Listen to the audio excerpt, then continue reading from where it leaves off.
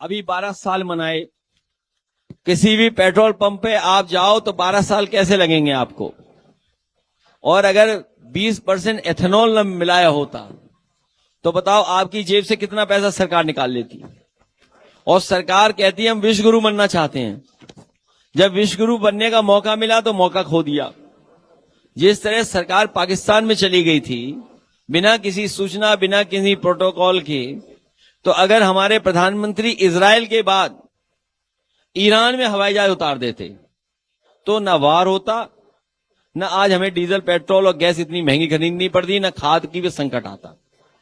ये मैं आपको दिखाना चाहता हूं कि आगरा में पिछले 10 साल में इस सरकार ने लगभग 500 प्राइमरी स्कूल बंद कर दिए।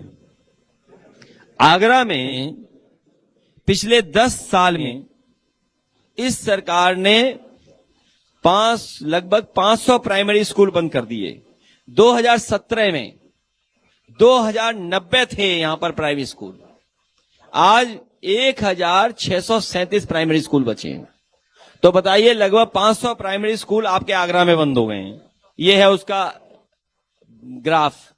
और कहीं गलत हम बोल रहे हो तो जरूर हमारे पत्रकार साथियों हमारे खिलाफ चलाना। हम पीडीएफ भेज देंगे सबको, हम पीडीएफ भेज देंगे इसकी सबको। और जन स्वास्थ्य, पब्लिक हेल्थ, जो स्वास्थ्य है जिसमें हमारा गरीब निर्भर करता है, आसपास के लोग भी यहां पर इलाज कराने आते थे।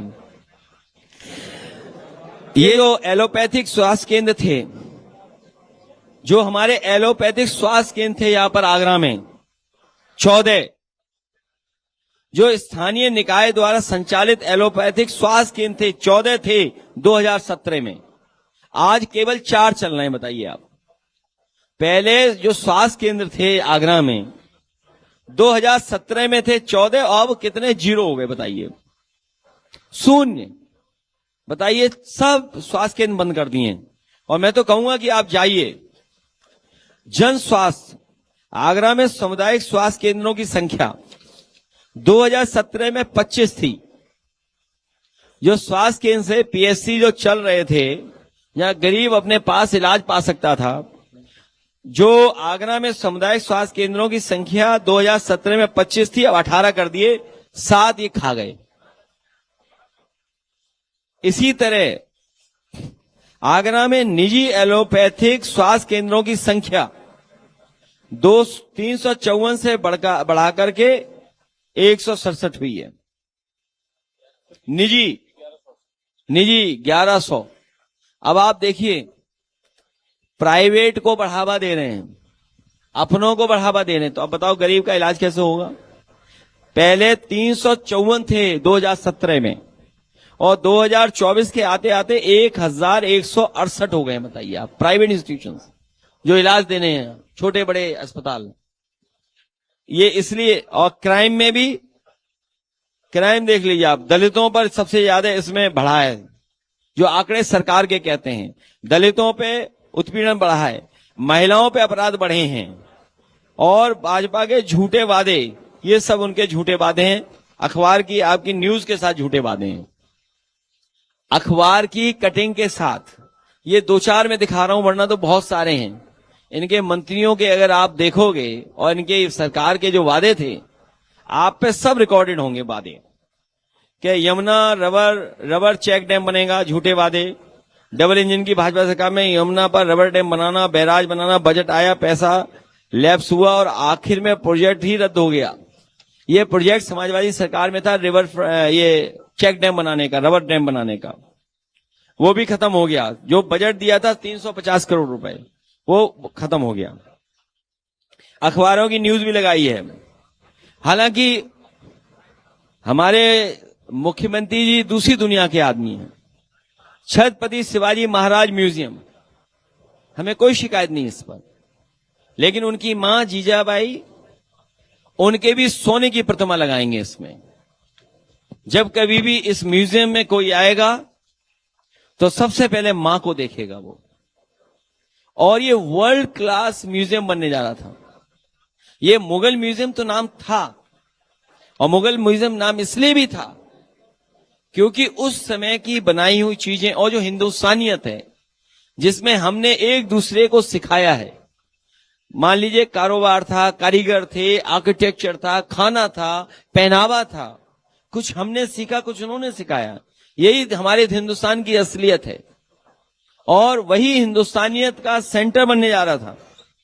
और दुनिया का one of the best architecture को हम लोग लेके आए थे, उसको भी इन्होंने खत्म कर दिया। वो वैसा ही का वैसा खड़ा होगा, नाम बदल दिया, 3 वर्ष से काम बंद है। और हम लोगों ने, वो भी सब अखबारों की कटिंग आप लोगों की है, आप लोगों की न्यूज वगैरह हैं जो आप लोगों ने समय समय पर चलाई। नोटबंदी का असर आगरा की लेदर फुटवेयर इंडस्ट्री पर बड़े पैमाने पर झटका लगा था। वो नंबर्स हैं, ये सब आपको पीडीएफ में दे देंगे कि किस तरीके से इंडियन एक्सप्रेस की रिपोर्ट के अनुसार नोटबंदी के केवल आगरा में मिलाकर 10,000 फुटवेयर निर्माण इकाइयां थीं जो अब कम हो गई हैं। अब कम हो गई हैं। सोचिए 30 से 35% आबादी फुटवेयर इंडस्ट्री के निर्भर थी, 5 लाख लोगों को रोजगार देता था। अब उस पे भी संकट छा गया है इनकी सरकार में। मैं अपने प्रेस के साथियों का धन्यवाद देता हूं। आगरा लखनऊ एक्सप्रेसवे, मेट्रो, अस्पताल, इलाज, एम्बुलेंस, 100 नंबर गाड़ी, cycle highway, bicycle highway, laptop distribution, न जाने कितनी सुविधाएं समाजवादियों ने दी। आने वाले समय में आगरा का ताजमहल जिस तरीके से दुनिया में जाना जाता है, आगरा शहर का इंफ्रास्ट्रक्चर, सड़कों पे जाम न लगे, कंजेशन न हो, टूरिस्टों को सुविधाएं मिले, टूरिस्टों के लिए और अपने यहाँ के टूरिज्म को बढ़ावा देने के लिए ट्रेनिंग इंस्टीट्यूट बनानी पड़े, फूड के लिए ट्रेनिंग इंस्टीट्यूट बनानी पड़े, स्किल डेवलपमेंट, स्किल बढ़ाने के लिए नई तरीके से काम करना पड़े, एमएसएमई को सपोर्ट करने के लिए अगर हमें विशेष पैकेज देना पड़ेगा तो अपने कारोबारियों को बढ़ावा देने का काम करेंगे। सर, आज ही भूपेन्द्र चौधरी ने आगरा में सरकार के 12 साल पूरे होने पर रिपोर्ट कार्ड पेश किया है और कहा है कि व्यापारियों के हित के लिए, व्यापार बढ़ाने के लिए सरकार काम कर रही है। जैसे ही समाजवादियों का इंडिया विजन का कार्यक्रम होता है, उनके मंत्री निकल पड़ते हैं और कभी उनसे पूछना उन्हें कौन सा विभाग मिला है। इतने बड़े नेता थे, उन्हें विभाग मिला सूक्ष्म, हिंदी में क्या कहेंगे उसको, विभाग को सूक्ष्म, उससे भी छोटा विभाग है सूक्ष्म, और तब मिला जब बजट ही नहीं उस विभाग में। तो आप सरकार से पूछिए कि आपने 500 प्राइमरी स्कूल क्यों बंद कर दिए, बताओ आप बताइए, प्राइमरी स्कूल क्यों बंद कर दिए आपने, सरकारी पीएससी क्यों बंद कर दिए, आप प्राइवेट को बढ़ावा देने के लिए जिससे आपकी जेब में भी कमीशन आ जाए, आपने 300 से लेकर के 1000 आपने प्राइवेट अस्पताल खुलवा दिए। इससे पता चलता है कि आपकी सरकारी संस्थाएं बिल्कुल ठप हैं। आपने सरकारी मेडिकल कॉलेज और सरकार के जितनी भी संस्थाएं थी स्वास्थ्य को देखती थी, वो सब ठप कर दी आपने। योगी जी ने साफ कहा है कि 2017 से पहले क्या हालत है प्रदेश के और आज क्या है। आप सपा प्रमुख पहले अपने युवाओं को देख लें, अपने चेले चपाटों को संभाल लें, ये बड़ी बात कही है। 2017 से पहले हमारे पत्रकार भी नहीं जानते थे कि कोई योगी जी कोई हैं। आप सच बताओ, जानते थे? और आप पता करना आगरा कब आए थे वो, आगरा वाले तो जानते नहीं थे कि कोई योगी जी भी हैं। तो 2017 से पहले उनकी ही पहचान नहीं थी कोई। आप अपने दिल पे हाथ रखो, आप दिल पे हाथ रखो कि बताओ 2017 से पहले आप जानते थे, बताओ। चेहरा बता रहा है, यहां कोई नहीं जानता था। और अपने गुरुओं को कौन संभालेगा? सर उन्होंने चेले चपाटे का, देखिए उस विषय को मैं छेड़ना नहीं चाहता हूं। देखिए उस विषय को इसलिए नहीं छेड़ना चाहता हूं कि देश में नकारात्मक पॉलिटिक्स करने का किसी ने काम किया तो भारतीय जनता पार्टी है। और हजारों करोड़ रुपए वो इस बात के लिए खर्च करते हैं कि नकारात्मक किसी की छवि कैसे खराब की जाए।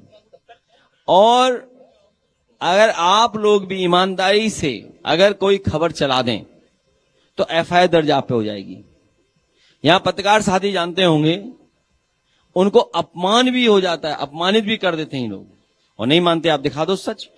मैं कहूंगा यहां पर कोई भी प्रतिष्ठित चैनल हो, एक एक अस्पताल में जाए, आप बताइए, उत्तर प्रदेश का सबसे पुराना मेडिकल कॉलेज, सबसे पहला मेडिकल कॉलेज, उसकी हालत क्या कर दी। समाजवादी सरकार में जो बिल्डिंगें बनाई थी उसकी भी दुर्दशा क्या है, बताइए आप बताइए। 500 प्राइमरी स्कूल बंद कर दिए इन्होंने, 500 प्राइमरी स्कूल बंद कर दिए, इसका मतलब कितनों की नौकरी छीन ली, बताओ आप। जब आज नीट का संकट है या परीक्षाएं नहीं हो पा रही हैं, बच्चे नौकरी चाहते हैं, नौजवान नौकरी चाहता है, रोजगार चाहता है और भविष्य बनाना चाहता है, देश को और आगे बढ़ाना चाहता है, तब आप पेपर लीक करने। पेपर लीक इसलिए करते हैं क्योंकि इन्हें अपने बच्चों को एडमिशन दिलाना है नीट में, अपने गैंग के लोगों को नीट करवानी है। इनका पुराना इतिहास रहा है कि ये इसी तरह से पेपर लीक कराते हैं।